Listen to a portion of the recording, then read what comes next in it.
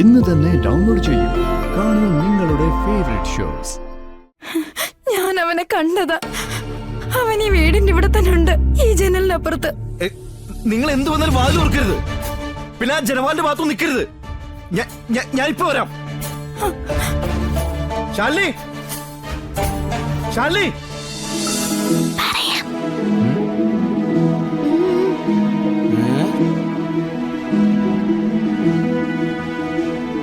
എന്താണ് കണ്ണുകൊണ്ട് ചില നോട്ടങ്ങളൊക്കെ പാസ് ചെയ്യുന്നുണ്ടല്ലോ.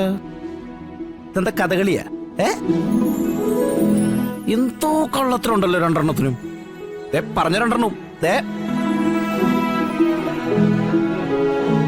അതെ അച്ഛാ, ഇന്നൊരു കാര്യമുണ്ടായി. രഹസ്യ ആണോ? ചേച്ചിയമ്മ അറിഞ്ഞോ? ഞങ്ങള് വഴക്ക് പറയുമെന്ന് പേടിച്ചാ ഞങ്ങൾ ഇരിക്കുന്നേ. ഓ, അപ്പൊ എന്തോ സീരിയസ് ആയിട്ടുള്ള വിഷയമാണല്ലോ. എന്തായാലും കേക്കട്ടെ. പറ. സത്യാമ്മ വന്ന് ഞങ്ങളെ സത്യാമ്മയുടെ വീട്ടിലേക്ക് കൂട്ടിക്കൊണ്ടുപോയി. ചായയും പലഹാരവും ഒക്കെ തന്നു. വീട്ടിലെ അച്ഛനും ഉണ്ടായിരുന്നു. എന്നിട്ട് കുറച്ചു മുമ്പാ ഞങ്ങൾ ഇവിടെ കൊണ്ടുവന്നാക്കിയത്. അതാണോ? അത് നല്ല കാര്യമാണല്ലോ. പിന്നെ തന്നെ മകള് പേടിക്കണേ.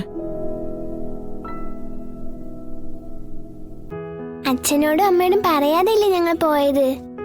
അത് അമ്മ അറിയുമ്പോ വഴക്ക് പറയുമെന്നോർത്താ. സത്യാമ്മയ്ക്ക് ഇപ്പൊ എന്നെ വലിയ കാര്യം അച്ഛാ. എപ്പോഴും കെട്ടിപ്പിടിക്കും, ഉമ്മ വയ്ക്കും.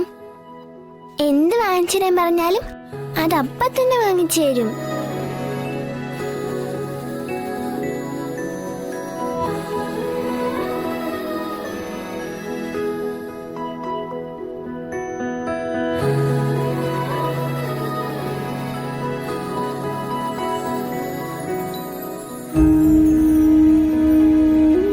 വിഷ്ണുട്ട, സത്യമ്മയുടെ മനസ്സിൽ എന്താ? ഈ കാണിക്കുന്ന സ്നേഹത്തിന് പിന്നിൽ എന്തെങ്കിലും ലക്ഷ്യമുണ്ടോ? എന്ത് ലക്ഷ്യം? എടോ, സ്നേഹം കാണിക്കുന്ന കാര്യം കാണാനുള്ള ചിന്താഗതി തന്നെ തെറ്റാ. അമ്മയ്ക്ക് ചിലപ്പോ എല്ലാരും വേണമെന്ന് തോന്നിക്കാണും. അതിനിപ്പോ എന്താ? വിഷ്ണുട്ടന്റെ വിശ്വാസം വിഷ്ണുട്ടനെ രക്ഷിക്കട്ടെ. ഇയാള്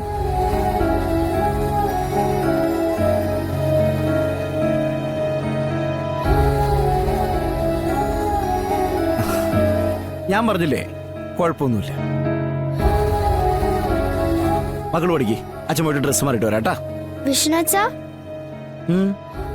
എനിക്കെന്റെ അച്ഛനെ അമ്മ ഒന്ന് കാണണം. ഒന്ന് കണ്ടാ മാത്രം മതി. അവർക്ക് എന്നെ കാണണമെന്നൊന്നും ഇല്ലെന്നാ തോന്നേ. ഇല്ലെങ്കിൽ അവരെന്നെ ഒന്ന് വിളിക്കെങ്കിലും ചെയ്യില്ലേ? ഇനി അവർക്ക് എന്നെ കാണണമെന്നില്ലെങ്കിലും എനിക്ക് അവരെ ഒന്ന് കാണണം. നിന്റെ അച്ഛനും അമ്മയും നിന്നോടൊപ്പം നിന്റെ കൂടെ ഉണ്ടെന്ന് ഈ അച്ഛനൊന്ന് വിളിച്ചു പറയണമെന്നുണ്ട്. ഈ വിഷ്ണുച്ച നിന്റെ അച്ഛനാണെന്നും പറഞ്ഞ് നിന്നെ സ്നേഹം കൊണ്ട് വീർപ്പ് മുട്ടിക്കണമെന്നുണ്ട്. പക്ഷെ സാഹചര്യം അതിനെ അനുവദിക്കുന്നില്ല മോളെ. ഇനി ഇതിങ്ങനെ നീട്ടിക്കൊണ്ടുപോകാനും ഈ അച്ഛൻ സമ്മതിക്കില്ല. നീ എന്റെ മോളാണെന്ന് ഉടനെ തന്നെ എല്ലാവരും അറിയിക്കും ഞാൻ. എന്താ വിഷ്ണുച്ചൊന്നും പറയാത്തെ? വിളിക്കാം മോളെ, വിഷ്ണുച്ചിനിപ്പോ തന്നെ വിളിക്കാം.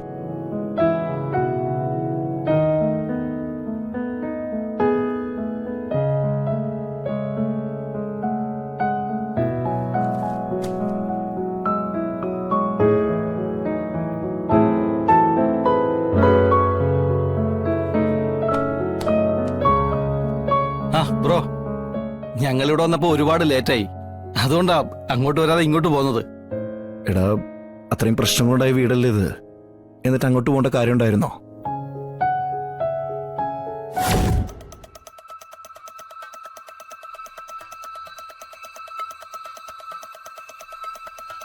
എന്നിട്ടിപ്പോ അവിടെ കുഴപ്പമൊന്നുമില്ലല്ലോ അല്ലേ?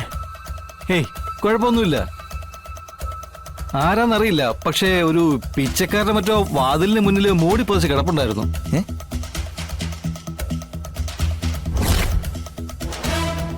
അതെ, കണ്ടിട്ട് അങ്ങനെയാ തോന്നിയത്. എന്നെ കണ്ടപ്പോ അവൻ ഓടിയായിരുന്നു.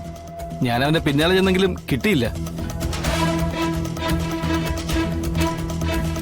എടാ, അത് ശരിക്കും പിച്ചക്കാരൻ തന്നെ ആയിരുന്നോ അതോ നിങ്ങൾ വരികയെന്ന് പറഞ്ഞിട്ട് ആരെങ്കിലും ഏർപ്പെടുത്തിയ ആളായിരിക്കുമോ?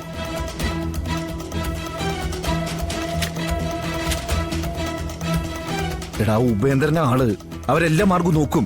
ഹേയ്, അങ്ങനെയാകാനൊന്നും വഴിയില്ല.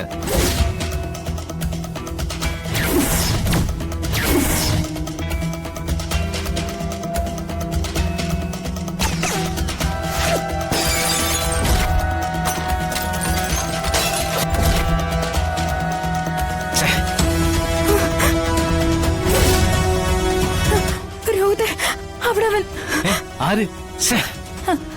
അവൻ വീണ്ടും വന്നു. വാ വാ ഹലോ, എന്താടാ? രോഹിതേ, വാ. എന്നാലും എടാ എന്താ ഉണ്ടായത്? എടാ ശ്യാമേന്ദ്രൻ നിലവിളിക്കുന്നേ. രോഹിതേ, ഫോൺതാ, ഫോൺതാ. വിഷ്ണുവേട്ടാ, വിഷ്ണുവേട്ടാ, ഇവിടെ ആരൊക്കെയുണ്ട്? ഭാഗ്യത്തിന് ഞങ്ങളിപ്പോ രക്ഷപ്പെട്ടത്. ആ കൊലയാളി ഞങ്ങളെ കൊല്ലും. ഞാൻ അവനെ കണ്ടതാ. അവൻ ഈ വീടിന്റെ ഇവിടെ തന്നെ ഉണ്ട്, ഈ ജനലിനപ്പുറത്ത്. നിങ്ങൾ എന്ത് വന്നാലും വാതിൽ ഓർക്കരുത്. പിന്നെ ആ ജനവാലിന്റെ ഭാഗത്തും നിൽക്കരുത്. ഞാൻ ഇപ്പൊ വരാം. ശാലിനി, ശാലിനി. എന്താ ബബി പറ്റിയത്? അറിയില്ല സത്യ. അച്ഛനും അമ്മയ്ക്കും വല്ലതും പറ്റിക്കാണോ? രോഹിത്, രോഹിത്, അവൻ നമ്മളെ കൊല്ലാതെ ഇവിടുന്ന് പോവില്ല. രോഹിത്, ഞാൻ അവനെ കണ്ടതാ. ശ്യാമേ, നീ സമാധാനപ്പെട്. അവന് പുറത്തു നിന്നല്ല എന്തെങ്കിലും ചെയ്യാൻ പറ്റൂ. അകത്ത് കയറി വരാൻ പറ്റില്ലല്ലോ. രോഹിത്, അവൻ ഇത്രയൊക്കെ ചെയ്യെങ്കിൽ അകത്ത് കയറാനാണോ പാട്? എനിക്കത് പേടിയാവുന്നു രോഹിത്. നമുക്ക് ഈ വീട്ടിലേക്ക് വരണ്ടായിരുന്നു രോഹിത്.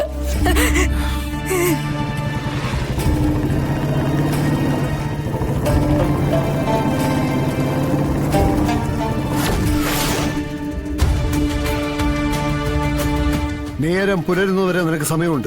സമയമെടുത്ത് എനിക്കവരെ തീർത്തു തന്നാൽ മതി.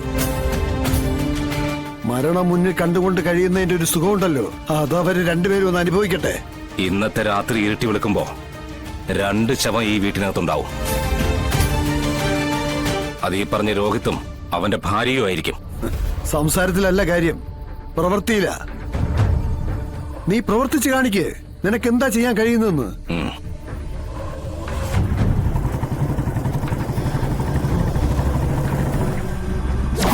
രോഹിത്, പുറത്ത് ശബ്ദമൊന്നും കേൾക്കുന്നില്ലല്ലോ. അവൻ പോയോ?